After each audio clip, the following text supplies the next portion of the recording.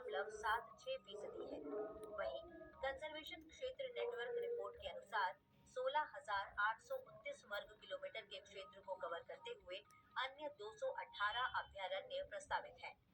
भारत में 123 मौजूदा conservation reserve हैं, जो 5,548.75 वर्ग किलोमीटर के क्षेत्र को कवर करते हैं, जो देश के भौगोलिक क्षेत्र का 0.17% है।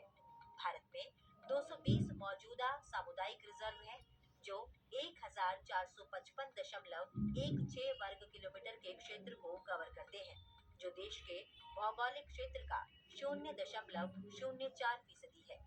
राष्ट्रीय बाघ संरक्षण प्राधिकरण की सलाह पर वन्य जीव संरक्षण अधिनियम 1972 के तहत बाघ अभयारण्य अधिसूचित किए गए हैं। देश में बाघ अभयारण्य की संख्या 57 हो गई है। बाघ अभयारण्य नेटवर्क के अंतर्गत क्षेत्रफल अब 82,836.45 वर्ग किलोमीटर है, जो देश के कुल भौगोलिक क्षेत्रफल का लगभग 2.5% है।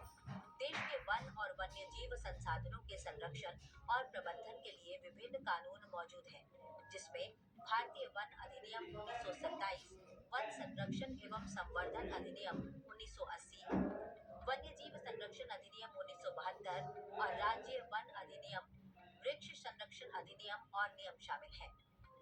केंद्र सरकार वन्य जीव आवासों का एकीकृत विकास, प्रोजेक्ट टाइगर और हाथी, वन अग्नि रोकथाम और प्रबंधन, ग्रीन इंडिया मिशन, नगर वन योजना, साथ ही कैंपा फंड के माध्यम से वनों और वन्य जीवों के संरक्षण और सुरक्षा में राज्यों और केंद्र शासित प्रदेशों के लक्षित प्रयासों का भी समर्थन करता है। भारत ने अंतर्राष्ट्रीय बिग कैट अलायंस की स्थापना की है और समझौते पर हस्ताक्षर करके औपचारिक रूप से इसका सदस्य बना है।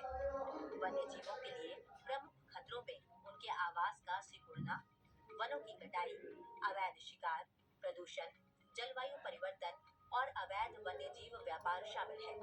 IUCN का अनुमान है कि 42,100 वन्य प्रजातियों पर विलुप्त होने का खतरा है।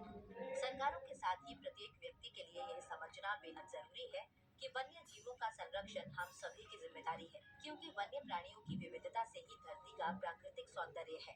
जीव जंतुओं की तमाम प्रजातियां और वनस्पतियां मिलकर अत्यावश्यक पारिस्थितिकी तंत्र प्रदान करते हैं और सही मायनों में वन्य जीव हमारे मित्र हैं, इसलिए उनका संरक्षण किया जाना